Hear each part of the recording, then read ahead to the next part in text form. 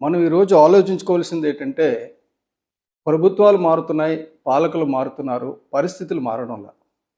కారణం ఏంటంటే మా బాబు గారు చేస్తే అది మాస్టర్ ప్లాన్, మీ రెడ్డి గారు చేస్తే అది పెద్ద స్కామ్, లేదంటే మా రెడ్డి గారు చేస్తే అది పేదలందరి కోసం, బాబు గారు చేస్తే అది పెద్దల కోసం. మావాడు మీవాడు మా పార్టీ మీ పార్టీ అనుకుంటున్నారు కానీ ప్రజల గురించి పర్యావరణం గురించి ఎవరు పట్టించుకోవడంలా. ఇది పరిస్థితి. ఈ పరిస్థితిలో గతంలో ఋషికొండలో మనం కొండలు కొట్టేస్తున్నారు, ఋషికొండని బోడిగుండు చేసేస్తున్నారని చెప్పి చాలా పెద్ద యుద్ధాలు చేసేసాం. ఇప్పుడు కంబాల కొండను కొట్టేస్తున్నారు, సింహాచలం కొండను కొట్టేస్తున్నారు, కానీ ఎవరు మాట్లాడరు. కారణం ఏంటంటే అప్పుడు కొండలు కొట్టేశాం కాబట్టి మాట్లాడితే వైసీపీ వాళ్ళకి ఇబ్బంది.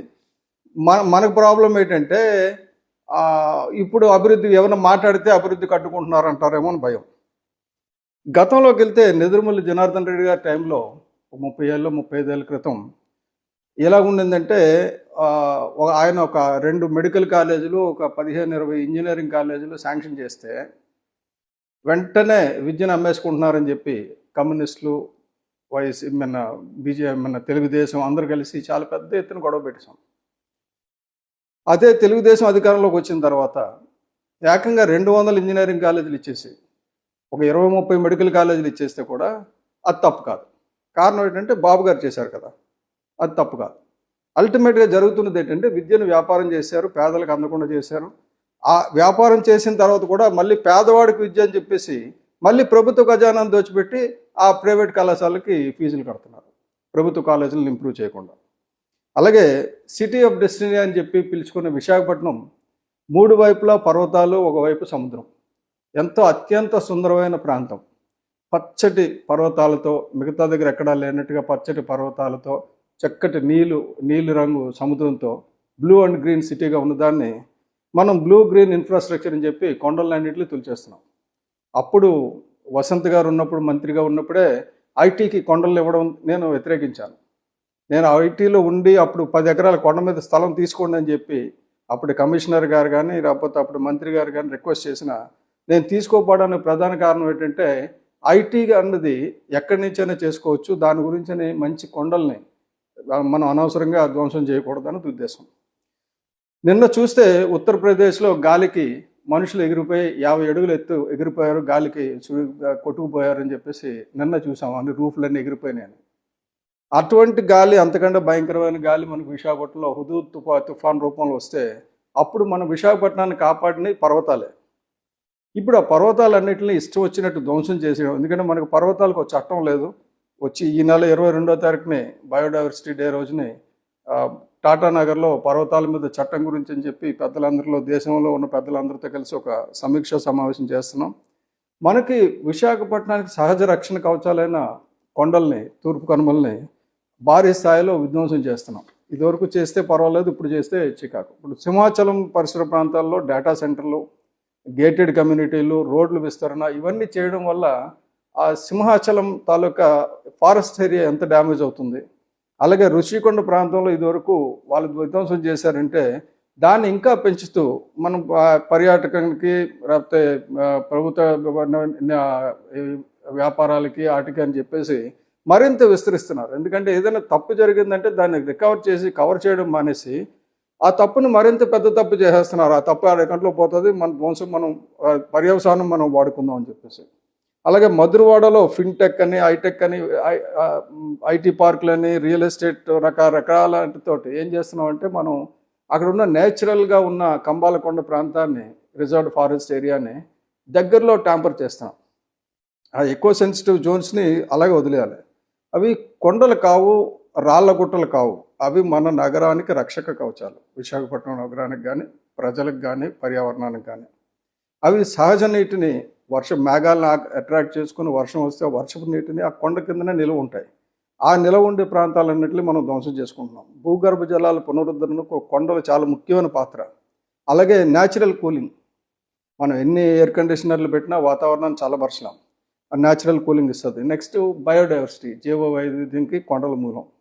అవన్నిటిని మనం భవిష్యత్తులో ఒకవేళ చేయాల్సి వచ్చినా కూడా దానికి ఒక కమిటీలు వేసుకొని ఎక్కడ చేయాలి, ఏం చేయాలి అనేది చేయాలి తప్ప నా ఇష్టం అంతా నా ఇష్టం అని చెప్పేసి ఎవరో ఇష్టం వచ్చినట్టు చేయడానికి మనం పర్మిషన్ ఇవ్వకూడదు. అలాగే ఇదివరకు ముడుసుర్లావ చూస్తే ముడుసుర్లావ రిజర్వాయర్కి కంబాలకొండ నుంచి సింహాచలం నుంచి వస్తున్న సహజ దారుల్ని పునరుద్ధరించడానికి అని చెప్పి ఆ పాత బ్రిటిష్ మ్యాప్లు, అంతకుముందు యుఎస్ నుంచి ఎప్పుడో 200 సంవత్సరాల క్రితం ఉన్న మ్యాప్లన్నీ తీసుకొచ్చి ఆ దారులు ఎక్కడి నుంచి వస్తున్నాయో ఐడెంటిఫై చేసి వాటిని పూడికి తీయడం ద్వారా, వాటిని రీకనెక్ట్ చేయడం ద్వారా మళ్ళీ ముడుసుర్లావని రక్షించుకున్నాం. అసలు ఎండిపోయిన ముడుసుర్లావ మళ్ళీ జీవకాలు వచ్చింది. దానికి కారణం డాక్టర్ రాజేంద్ర సింగ్ గారు, మాజీ ఐఏఎస్ అధికారి ఈఏ శర్మ గారు, ఇటువంటి పెద్దలందరూ కలిసి మొత్తాన్ని చేయడం వల్ల అప్పట్లో కమిషనర్లు మాట వినడం వల్ల అది ముడుసుర్లావ రిజర్వాయర్ పునరుద్ధరింపబడింది. కానీ ఇప్పుడు ముడుసుర్లావ క్యాచ్మెంట్ ఏరియాలో విపరీతమైన కన్స్ట్రక్షన్స్ వస్తున్నాయి. దానివల్ల మళ్ళీ ముడుసుర్లావ ఎండిపోయే పరిస్థితి, పర్మనెంట్గా ఎండిపోయే పరిస్థితి. ఇదివరకు ఆ జలాశయాలు, జలధారలకి, వర్షపు జలధారలకి అడ్డంగా ఉన్నవి టెంపరీ ఆటంకాలను తొలగించి పర్మనెంట్ స్ట్రక్చర్స్తో అక్కడ తీసుకొస్తున్నారనేది నేను చూస్తున్నది, కంటికి కనబడుతుంది. దీని మీద నిపుణుల కమిటీ వేసి అక్కడికి వస్తున్న జలధారలు ఎక్కడికి ఏటికి కూడా అభ్యంతరాలు కలగకూడదు అనేది చూడాలి. అలాగే క్యాచ్మెంట్ ఏరియాలో కన్స్ట్రక్షన్స్ తగ్గించాలి. ఒకవేళ చేయాల్సి వస్తే నియంత్రిత పద్ధతిలో ఏం చేస్తే బాగుంటుంది, ఎలా చేస్తే బాగుంటుంది అని చేయాలి. సో ఈ ఆక్రమణలో మురుగునీటి ప్రవాహం, సిల్టింగ్ ఇవన్నీ అంటే ముడుసుర్లావకు సంబంధించి చేయాల్సిన లిస్ట్ ఉంది. ఆ పక్కన ఉన్న డంప్ యార్డ్ ఇప్పటి వరకు తొలగించలేదు. ఆ డంప్ యార్డ్ నుంచి వచ్చిన మురుగునీరు ఇప్పటికీ వెళ్తుంది.